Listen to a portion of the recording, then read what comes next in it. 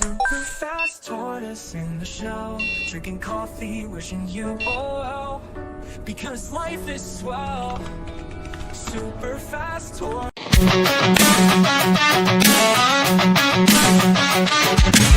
Start the morning with coffee in your cup.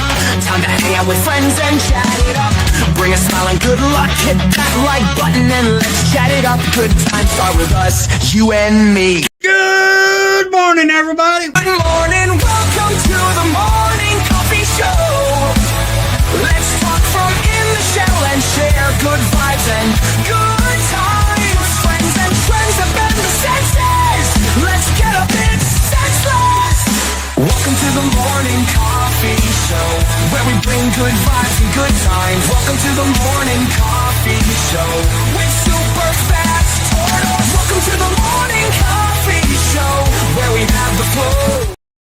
Hey, everybody. Whoop, whoop. Look, we got an AI hillbilly. He's just floating around. Whoop, whoop. He's like the new, what is that guy? The head in the TV from back in the day? Max Headroom. Yeah, Max Headroom. That's right. He's a new Max Headroom. Hillbilly style. Do you want some moonshine? But anyways, good morning, everybody. We got Hillbilly, Rayman, Lone Wolf.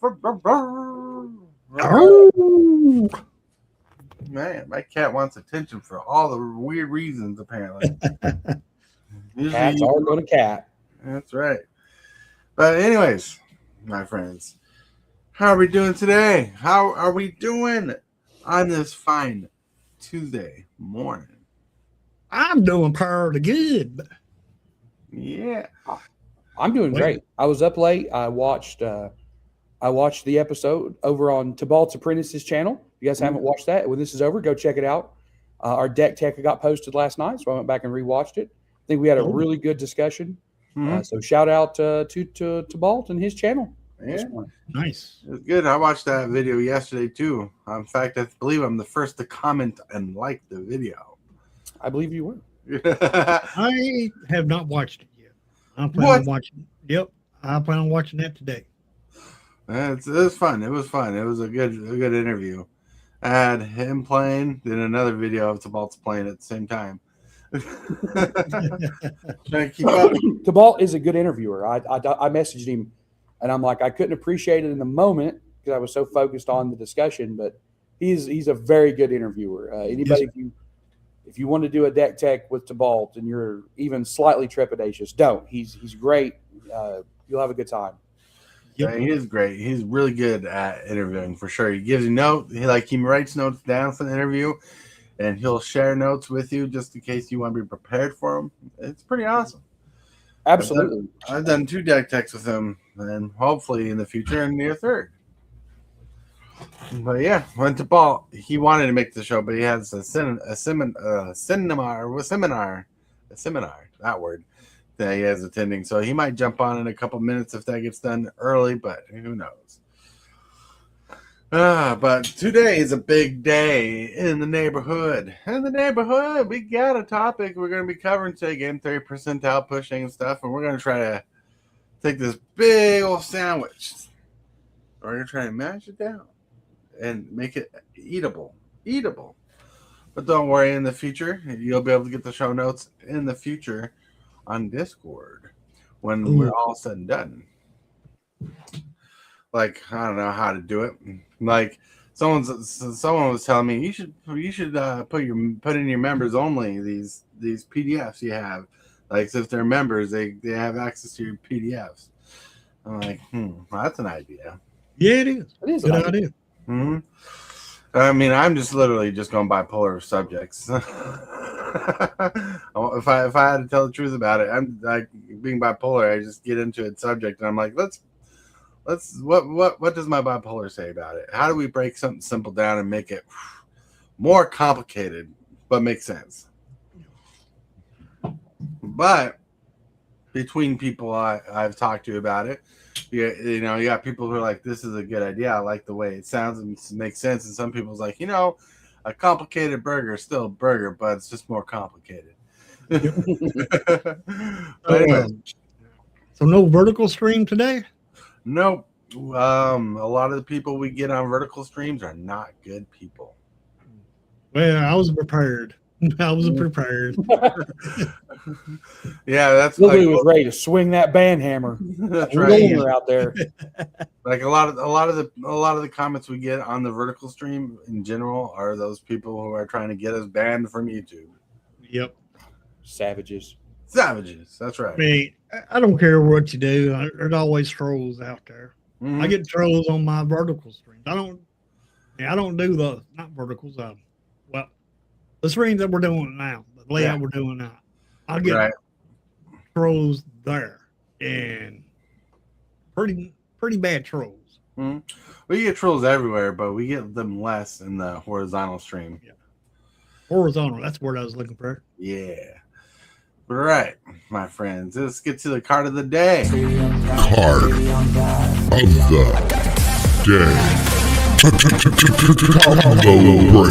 day. Card of the day. Hearthroll World Seed.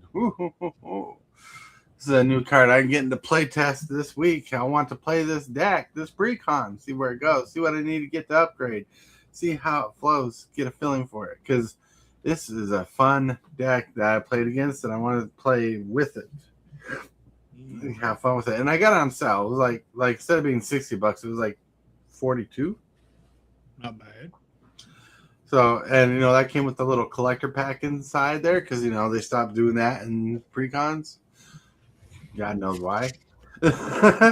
Hearthroll the World Seed costs a generic of black, red, and green. And he's a legendary spacecraft. He has a station where you can tap a creature to station a creature, and the station equal to its power. And if you follow him down, if you have +2 power of station on him, he activates the ability where you pay 1, sacrifice a land, draw 2 cards. You may play additional land this turn. Then if you have +8 station power on him, says he has flying, vigilance, and haste. He's a 6/7 creature with whenever you sacrifice a land, each opponent loses 2 life. Yeah. Card's very good. Mm-hmm.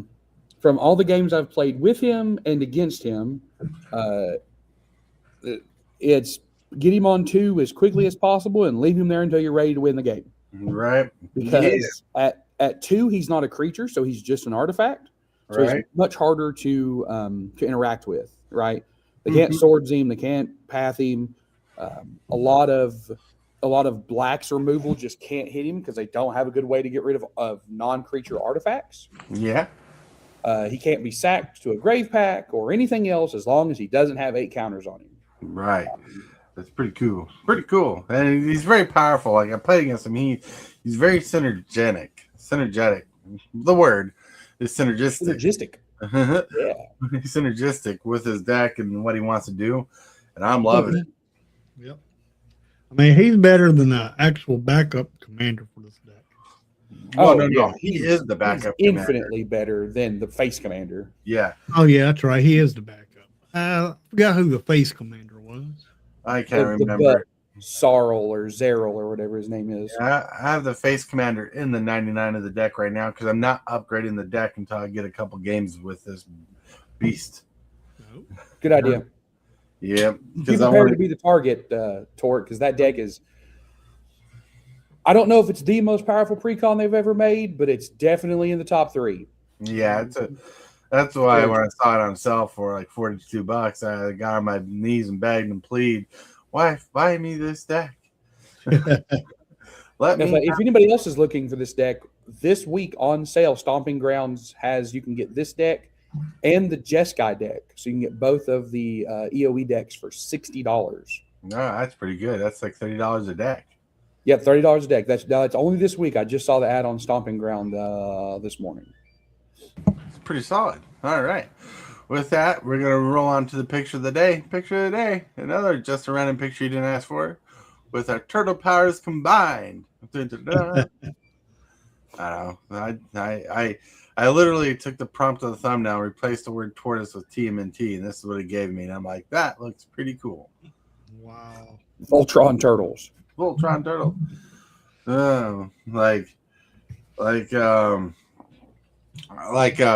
like with your turtle powers combined, I was thinking of Captain Planet when they were like, heart, earth, wind, fire, whatever. My powers combined, I am Captain Planet. For those of you who aren't old enough to know what Captain Planet is, please Google it. Really? Yeah. And trust me, it's not the one with Don Cheadle. Nope. No, it's not. But yeah, that's a fun picture of the day. But anyways, fun picture of the day. That rolls us into the question of the day. And the question of the day is going to start us off on the topic. So let's see what the question of the day is. Super Fast Tortoise here with the question of the day. The question of the day is, what is a signpost card in Commander? What is a signpost card in Magic? Let us know. We are curious. What is a signpost card? Well, a signpost card can be any card. To me, a signpost card is any card that makes the deck function the way the deck wants to function. That's a very loosely explained version of a signpost card. I think Hillbilly's right, though. I think just to narrow it down a little bit, I think it is. I mean, if you look at what you're saying, signpost, right? What's a signpost tell you? It tells you how far you are from something or how to get to somewhere. So I think a signpost card is a card in your deck that is, this is what this deck is trying to do. This is, it's more than likely an important combo piece or something that's very much helping you further your game plan along, and it's very obvious what the game plan is. Talking about Hearthhole earlier for the card of the day, I think a signpost card for Hearthhole would definitely be something that lets you play cards from your graveyard, because Hearthhole wants to put them in the graveyard to draw cards. He wants to put them in the graveyard to make your opponents lose life. So you want to be able to get those cards back to keep doing it, right? It's pointing you. It's pointing you in the direction of Hearthhole. Nice, yeah. So the way I look at a signpost card, because you're both right, is like a signpost card is there. Like a signpost is on the street telling you like where you've been, but it's also telling you where you're going. And a signpost card in Magic is something that says, hey, in this synergistic, tribal, or type of deck, this is what you want to do. So if you have a card that says whenever you cast an elf creature spell, draw a card, that's a signpost card saying, hey, you want to play more elves to draw these cards. Exactly. Or, and the signpost card kind of gives you direction to what you want to do. What you like. Signpost cards are very important when you're drafting too, because like signpost cards tell you what kind of deck to build. Same with Commander. If you have a Commander, the Commander is like saying, well, if you're running this, you want to focus on this ability, so you want signpost cards in your deck directing you to this win condition. In general, that's as much as I could say. Anything you want to add to this, Lone Wolf? I'm not going to lie to you. I had no clue what you were talking about because I really thought you were talking about a signed postcard from the mail. So I was about to question, what are you even talking about? Wow. So Lone Wolf just learned something neat. Yep. Go. So signpost cards, I learned a lot when I started getting into drafting and building a cube. Signpost cards are there to give players direction when they're building a deck to go with a theme. Like if you like a creature with prowess, usually a signpost card that you want to play non-creature spells,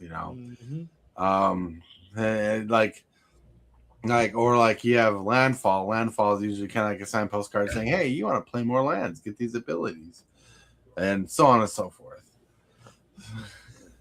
In Commander, we pretty much have those, right? Because unless you've only put your Commander in your deck because you want the colors, right? And I do know people have done that. They're like, hey, I want to play this color combination. I don't have a Commander I like, so I picked this one literally out of my binder because it had the correct color pips in it. Your Commander is the best signpost that you could put in a deck.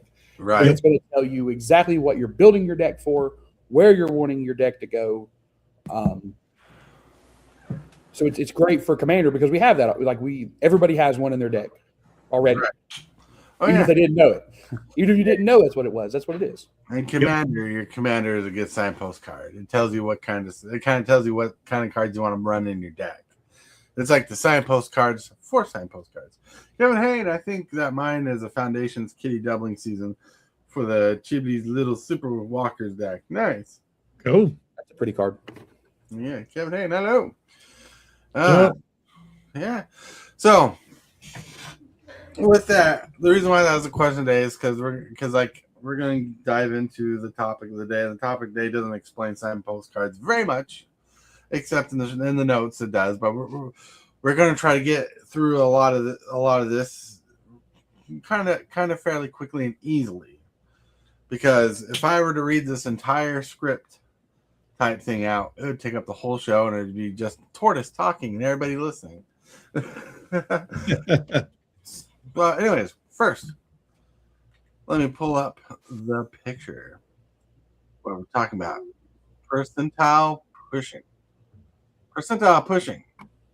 So in a perfect world, you would think if you had the exact same amount of every kind of card type in your deck, and this is an example card, because your categories will change varying on your theme and post.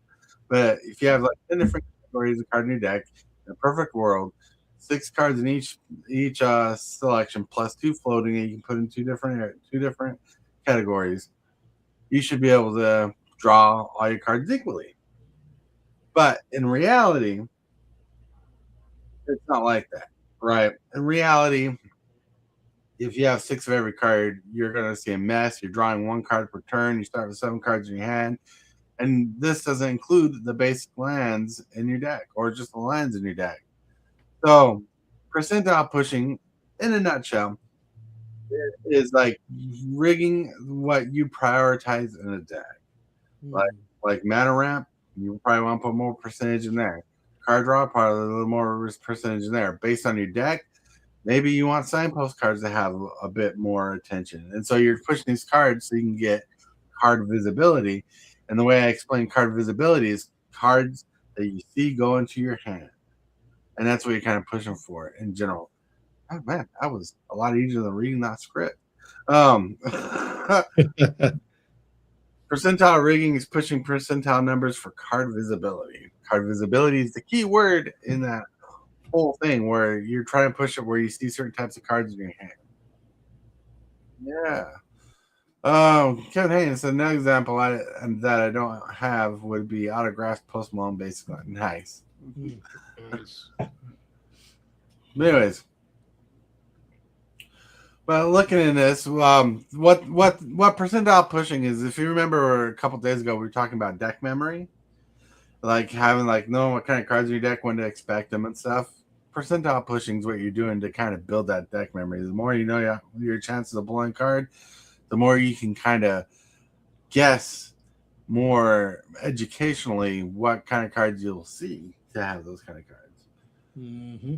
So, like I explained, the 10 categories you see on screen are not made for every deck. This is for like a basic deck because you realize I have different kind of removal listed several times. That's just based off a single deck. Now, the deck categories that you have, you want to make them function, and you want to find multiples of those kind of cards, right? Multiple kind of cards, like what I mean is if you have a card that mana ramps and draws, you don't want to take away from your numbers, but you want to add it to one of them so it doubles the numbers, so your card visibility shines even further. Or if you have a card that removes a creature and ramps you, which is like Death Brow, you don't want to take it out of mana ramp or removal. You just add it to your removal or mana ramp, and you just add it to the numbers so you can push those percentile numbers up. Because in theory, you can push cards over 100%. Right, your category is over 100% technically. But let's get into this really quick. So it looks like Rayman is thinking down there. You got any thoughts? Yeah, I have some. Well, he said, I have some. Look, I can see that doing this in deck building when you're starting out is a really good idea, because it's going to make sure that you don't have any holes in your deck, right? And I feel like that's something that a lot of newer people do have. Mm-hmm. When I play people who are newer to Magic, maybe in the middle of the game, I'll look over and I'm like, hey, how many of this kind of card, creature removal, board wipes, counter spells, how many are you running? Because we're pretty far into a game, and I've not seen any, and maybe you have them in your hand, but I feel like if you would be running these things, we probably would have seen them by now. And oftentimes the answer is, I don't have any. I couldn't find a spot for them, or I didn't think about it, or I didn't think I needed them. Mm-hmm. So I think things like this are very good for people who are building, who are very, very new to building decks, and to make sure that they don't have holes right in their game plan. And that's what this deck building process is about. It's to take a new player who's trying to build decks, try to understand what they kind of want in decks, and try to guide them to get into the more complicated stuff. Like I was talking to my wife about this, and she's like, you're taking a cheeseburger and you're making it extremely complicated. and she's like, you're taking something simple and you're breaking it down to like every game action. Now, if we remember a couple of videos ago, on one of the things I asked, what's a programmer's way of building a peanut butter and jelly sandwich, and there was a lot of process to it. That's basically what it is. Mm-hmm. What I'm talking about is kind of doing the scope, right? The scope is, what kind of deck you want to build, what kind of stuff you want to deck. You have line count 37, mana ramp and draw. You have like 12 removal spells. You have like 10 board wipes. You have 8. Now this is not for every deck, but this is kind of percentile pushing right here. It's like saying this is the kind of stuff you want to see more of. So percentile pushing is basically trying to get more cards in tags, right? So let's look at an example right here. Here's a deck that I have on Archideck. That's where this screen captures from. It's showing you like certain cards I have in the deck and types of cards. Then in the show notes, I explain that in this deck, my lands are actually signpost cards, right? My lands are signpost cards in this deck. So it doesn't say signpost cards on here, but if you look at my land section, there's signpost cards, because in this deck, Joda Archmage Eternal is the commander, and he lets you play spells for Wooburg, like one of each color.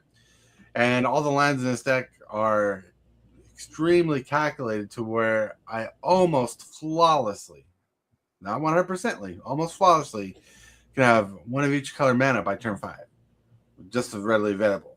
And what that does in this particular deck that I'm showing you is all my big creatures, which you don't see because they're scattered like in the removals and stuff, like the big creatures. I can cast them for 5. My board wipes that cost 8 mana can cost for 5. So when I was building this deck, and throughout the years of getting cards from fans and stuff, I was upgrading this deck because the lands were the most important part to the deck, that they've become signpost cards. In fact, I know there's signpost cards because people, when I play at the table, look at my lands and like, oh my god, you can play Joda, you can almost play free spells. I'm afraid of that. Let's kill Joda. They're like, destroy Joda. But you'll notice that like this deck is themed around Jurassic Park. So you'll see weird things like copying spells. There's 2 copy spells. You got 1 mill card in there. There's 2 mill cards actually, but one of them is a 2-face card. Didn't know where to put it, but it's in the chaos section. Chaos because Jurassic Park's about chaos. There's ramp, recursion, 9 recursion spells apparently, 9 removal spells. But you can tell where I put a focus on this deck, though. What in the percentile pushings, I put a focus on ramp and drawing, and what you can't tell by the list is lands.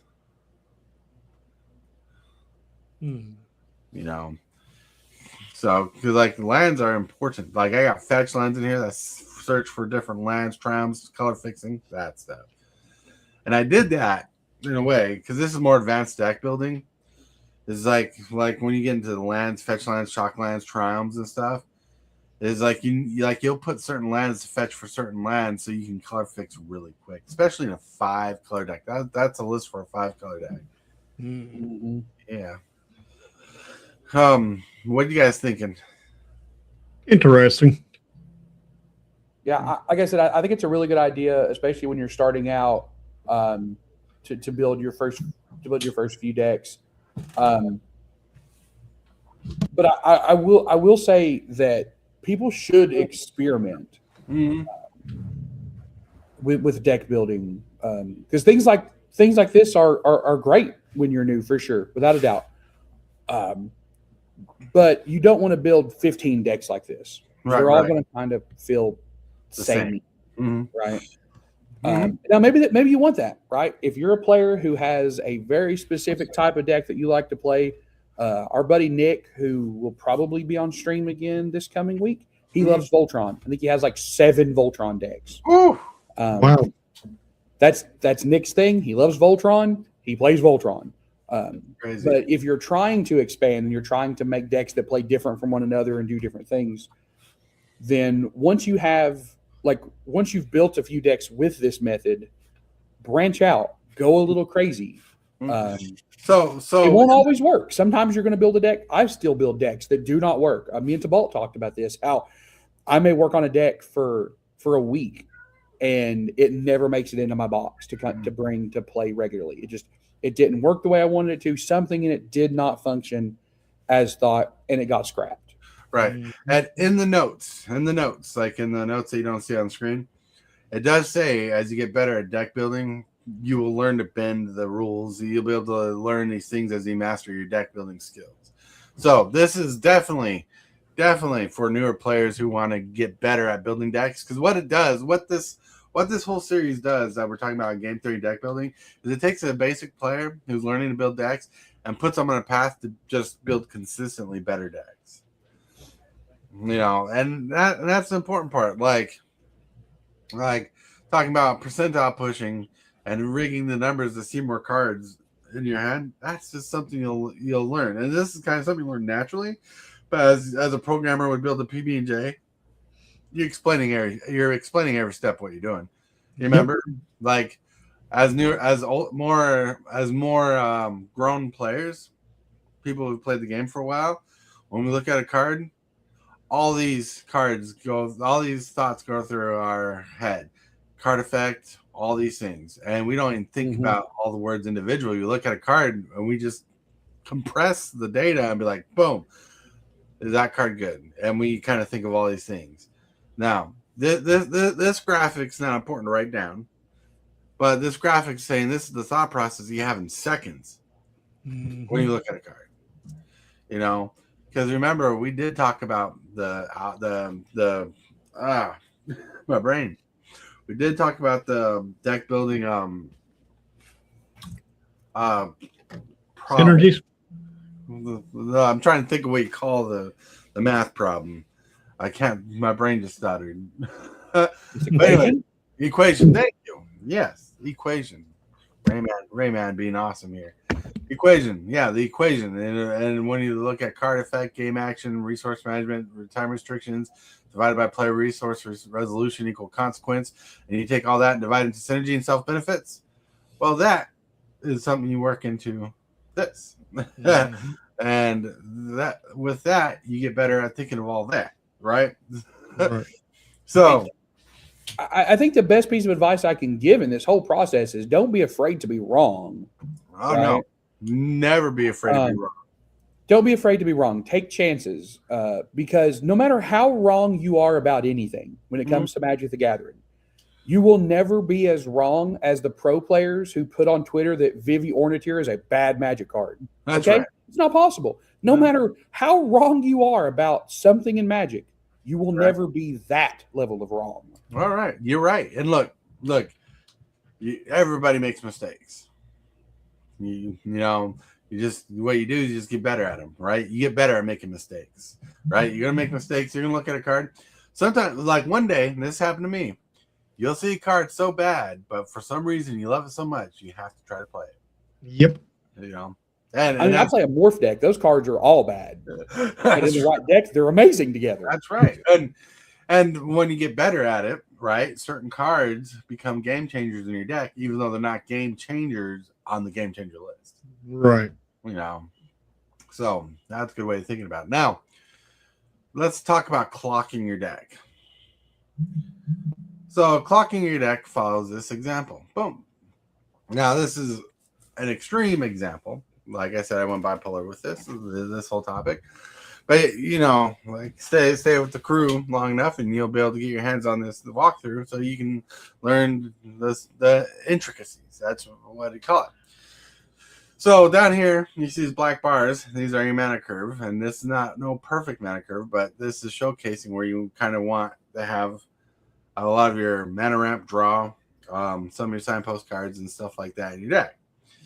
You kind of want them in the 1, 2, 3 slots whenever possible. That's not guaranteed to happen all the time, but you're going to try to get them out, get them in the cheap spots so you can play something early game to build up to your late game, right? And there's a lot of text, and like I said, in the future we'll have accessibility to all these graphics and stuff. But you see, you want like this, when you read this, it sounds like, you know, turn 1 you should play something, turn 2 you should play something, turn 3 you should play something, turn 4 you should play something, and the rest of your deck should be fine. There's a lot more going into this. This is saying turn 1, if you can, ideally you'd like to play land in something. You know, I could play a spell like Soul Ring. Ideally, that doesn't mean it's going to happen. Turn 2, I would not advise playing Soul Ring on turn 1 if your table is one of those tables like ours where you're just immediately public enemy number 1. Right. Wow. Mm-hmm. Kill it with fire. Kill it with fire. Well, what about turn 1 Sensei's Bunny Top, you know? It's much more well, I think top is a much better card. I will die on that hill. Mm-hmm. Locally, if you play a Soul Ring on turn 1, everybody looks at you and goes, all right, he's the threat. And maybe they don't kill you first, but they will cripple you. We actively hold our Soul Rings until turn 2. Mm-hmm. Wow. So that's funny though. So your 2 mana slot, you know, that's where you're going to want like some of your card draw, some of your mana fixing. Because turn 1, you want to be able to play something if possible, ramp, draw, or play top or something. But turn 2, that's where you want to play your ramp spells. There's a lot of rocks out there. A lot of those, what do you call those 2 mana artifacts that ping your life for damage? Talismans. You got the talismans and things like that you could play to ramp you up. In green, you got ramp of growth, you got shed roots and other things like that. And turn Arcane 3, Signet. Yep, Arcane Signet. That's a trooper for sure. And then for your 3 mana drops, you kind of want to be able to play in 2-drop or 1-drop, or play a 3-drop, which opens up your thing. Says this is where you start synergizing.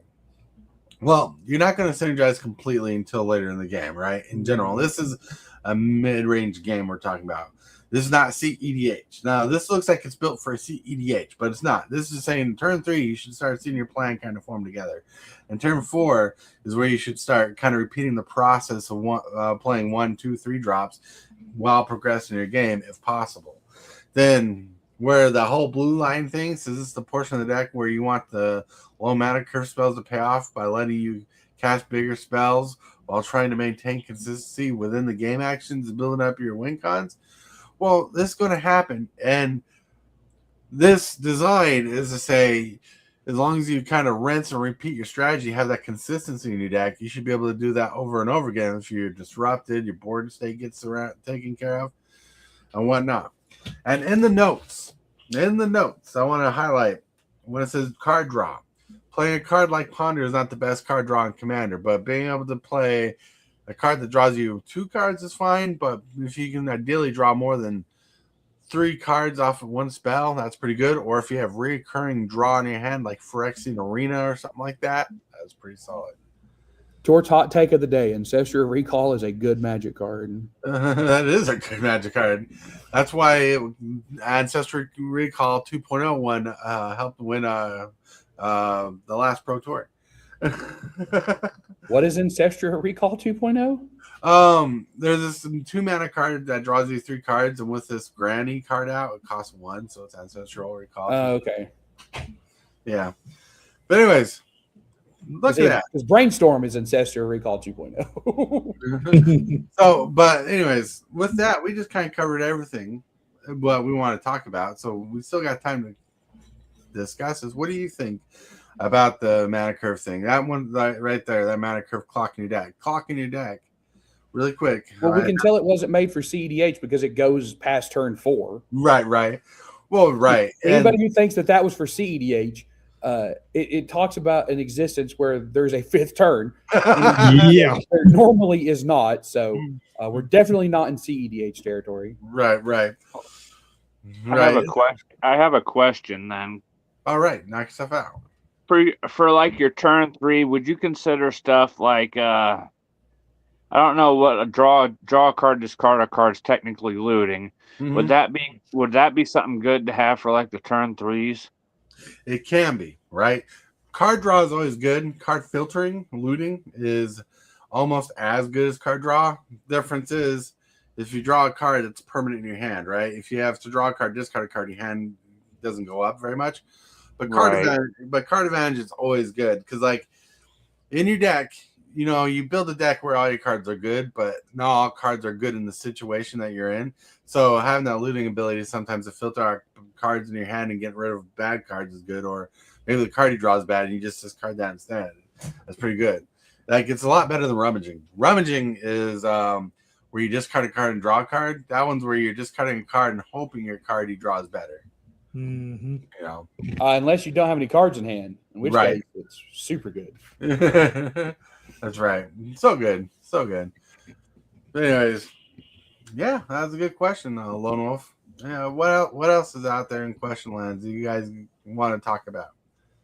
I don't necessarily have a question, but something to kind of piggyback off of what you guys were saying. Mm-hmm. When I'm building a deck and I'm in the first, I don't know, let's say 5 to 7 games with that deck. Mm-hmm. If I draw a card multiple times, throughout those games, and I look at it and go, "Man, I didn't want to draw this," that card's gone.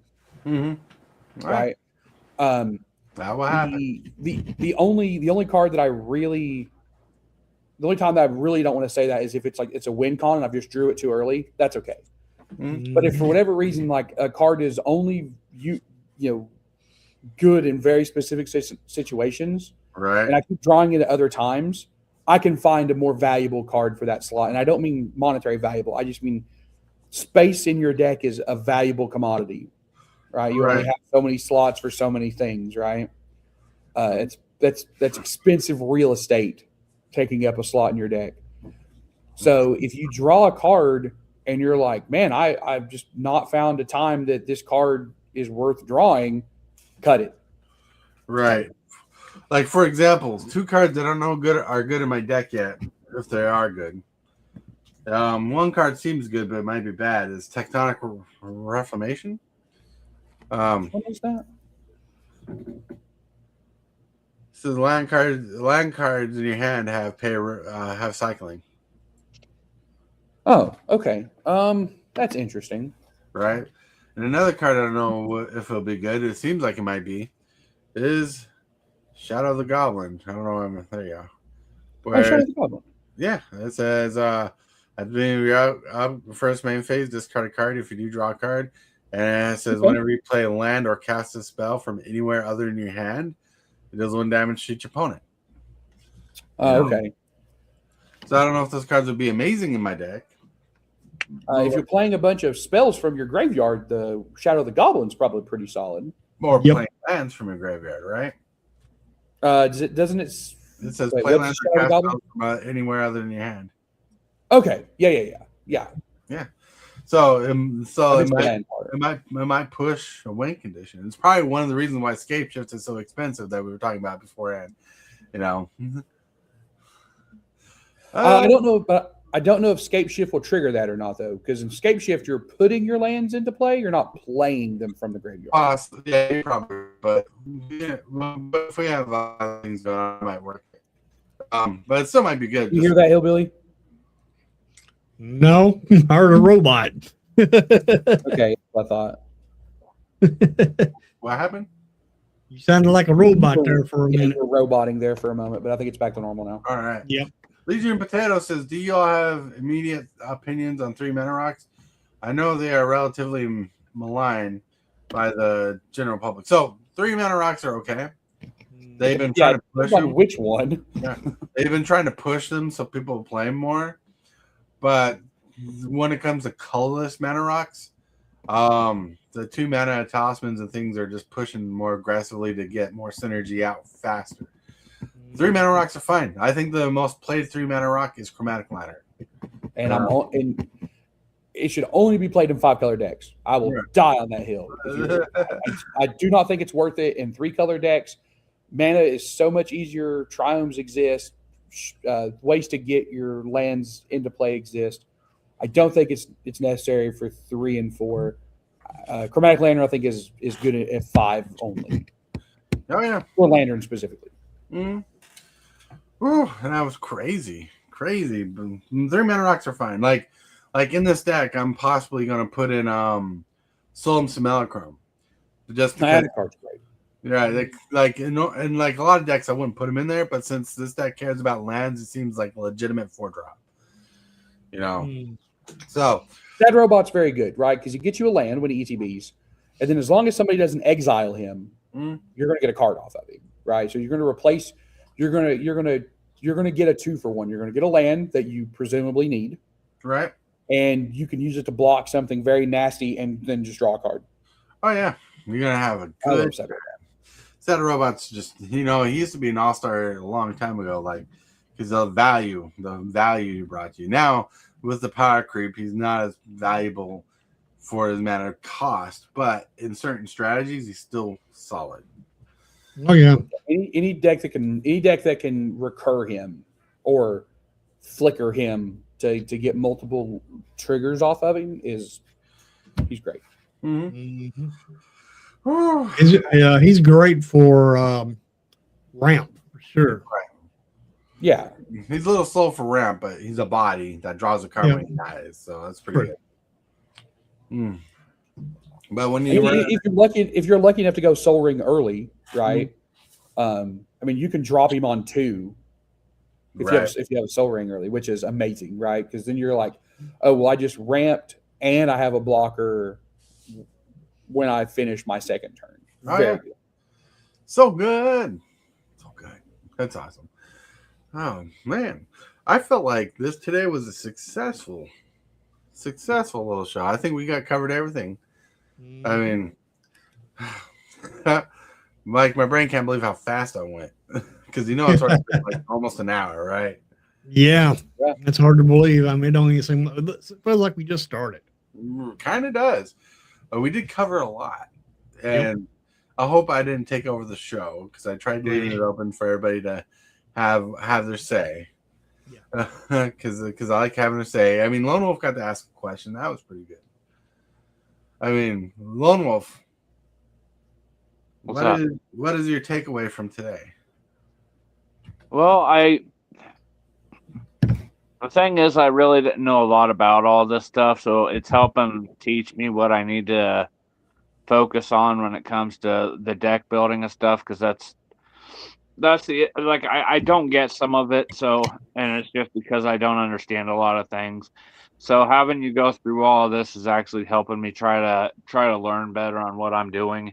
That's cool. That's what I'm taking away. Like I need to, instead of focus on like one category or something, I need to spread it out a little bit more so it's more balanced instead of lopsided.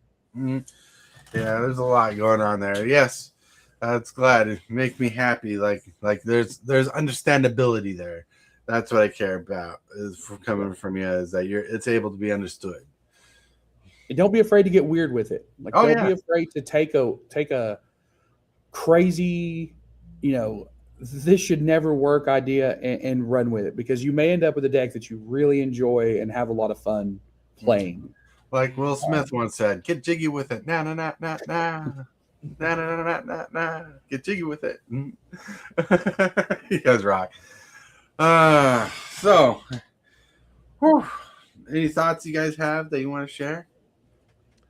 No, I mean, I I agree with Lone Wolf what he said. I mean, that's what I'm getting also. All right. So in the future, because I do plan on having like a couple more episodes, because this deck building series, this game theory, I won't lie, it's been coming off previous knowledge, experience, and kind of making it up on the fly. So I've been putting everything put together, like using, because I had a book about game theory that doesn't talk about Magic, applying it to our experiences, how we see decks played and deck building process, and making up words to describe what we're talking about. Like, I don't think percentile pushing ever existed until I put into a sentence. Rayman's just laughing. I mean, and I try to get people's opinions. The reason why the question of the day was the signpost cards, because that's one thing that needed to be talked about for this, because that's a little bit important. And Rayman was telling me about that last night. It's like, I think we need a little more time on signpost cards, because that's going to be important here. And so, yeah, because and that's a good point, Tortoise. I'm glad you. I mean, your deck has to have these things, because if not, then you're just playing a random collection of 99 cards, and maybe that's your thing, and that's great. But if you're trying to like build a deck to sit down and play with other people, then you have to have those signpost cards. You have to have those cards that do what your deck wants to do. For Hearthhole, they want to be either playing extra lands or getting a payoff from your extra lands. Right. Because that's what your deck is trying to do. That's right. Whew, you guys are rocking it, man. Like, you do not understand right now how defunct my brain is, because we got done like 10 minutes before closing time. Yep. And I'm just trying to fill in time. I mean, sometimes you cover everything you need to cover. Yeah. Right. Like typing it all down was more intricate than what it took to explain it. It's like the whole stats in the papers, which you guys will have access to in the future. I mean, for those people who have been following me, like Hillbilly has some of the PDFs and stuff. Raymond has them, because every time I write these down, I'm like, here's show notes. If you want to know what we're talking about, you can have a thought. Because we have such a great team here. I mean, I read them for a while last night. I mean, there's lots of knowledge here, and I would advise everybody to, learn from all this. Legion Potatoes, how did playing Metroid Prime go on stream? Well, last night I got so not mind blown. My mind was so defunct from typing the show notes, I couldn't focus on playing a game, so I just went randomly sorted through cards last night and just chat and chilled. So I need to pick that up.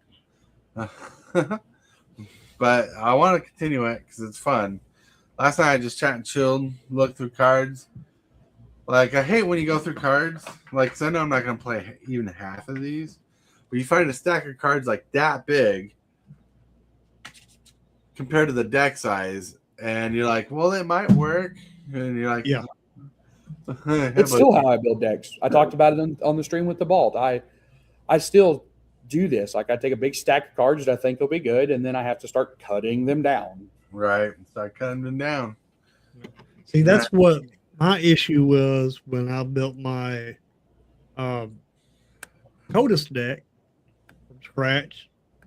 Didn't know what to put in it, what to take out of it.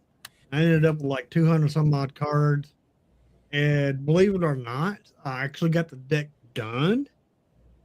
But the way I done it is I took the 200 cards through a deck list into AI, and then let AI build the deck just to see what kind of experiment I could get from it. It's gonna be interesting.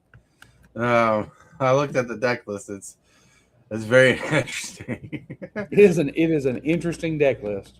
Yeah. Like, it looks playable. That's the best part. Yep. But like Hillbilly and Lone Wolf and a couple other people are the reason why I've been doing the game theory thing. Game theory sounds like you're diving like super headstrong into it, but all I'm doing is trying to teach people the extreme basics of deck building. Like I go extreme on describing deck building, but once you like absorb it in and you like read it, you're like, oh, It's just putting two things together or doing that. Mm-hmm. You know, so yeah. Sounds cool. But my friends, we made it to the race line. Made it. Made it to the line, the focus line. That's right. It is time that we get to Hit that subscribe button. Become a part of the creep. Too much to take, so it's lit. EP38, are you game? Rise, creep, rise, building a following as we gain. Spitting fire like a dragon, no one can bring us down. EP38 in the house, we own this town. Ripping through the beats with a fury. everybody. I hope you enjoyed the show. It's been awesome. It's been amazing. My mind is still tripping that it went so fast. Like I feel like I'm missing something. But anyways, it is time for the shill section, the thrill section, the section where you can find out where everybody else. And yes, Kevin Hain, if you're still there, I will put people's links in Discord when I get time to do it. Yeah, because he's asking on Discord if I can put the links in the description or stuff in Discord because that doesn't work on their phones or something all the time. Yep. Right. With that, we're going to start off with the Lone Wolf. Hey, everybody. Thanks for having me on. Pretty awesome discussion today.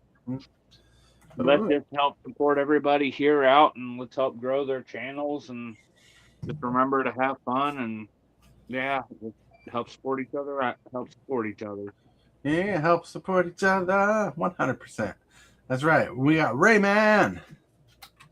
Hey guys, thanks for having me on. Thanks everybody who tuned in.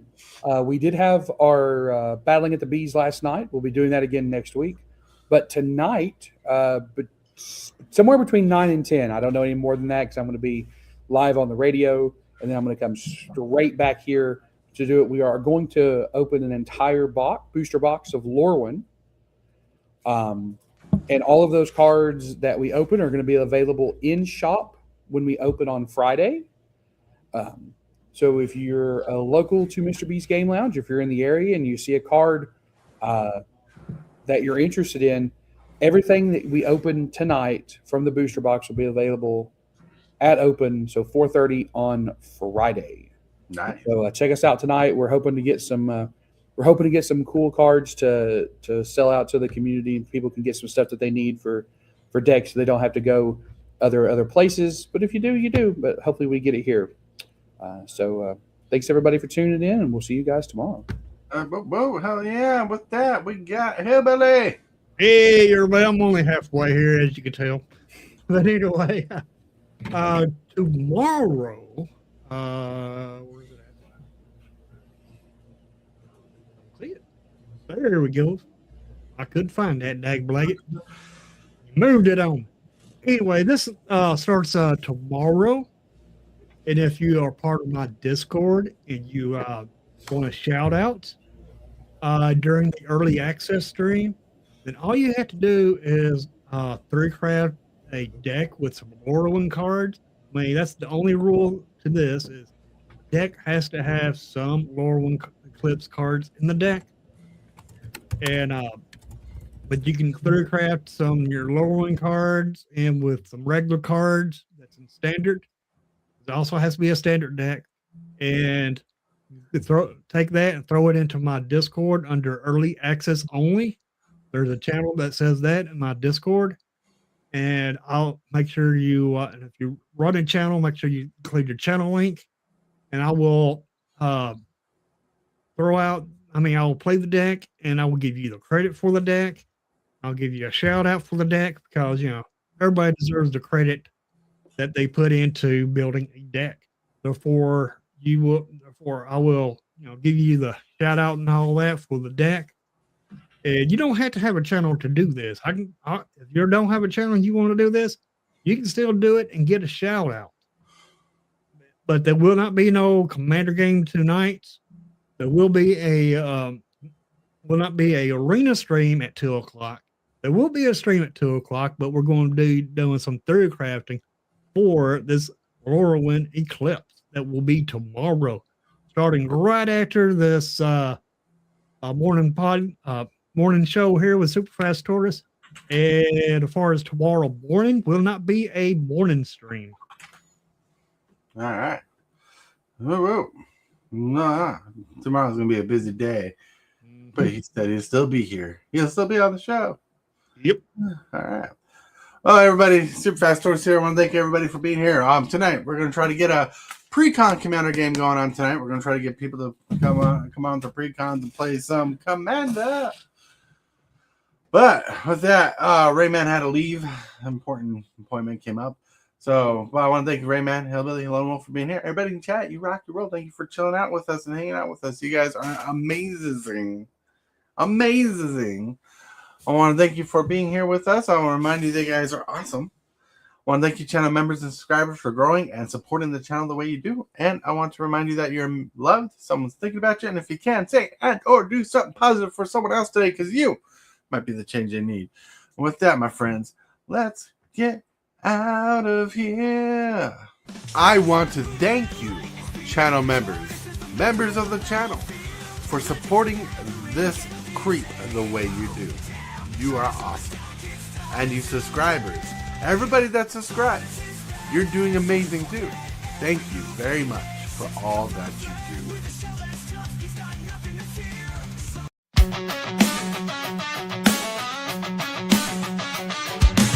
Start the morning with coffee in your cup. Time to hang out with friends and chat it up. Bring a smile and good luck. Hit that like button and let's chat it up. Good times start with us, you and me. Good morning, welcome to the morning coffee show.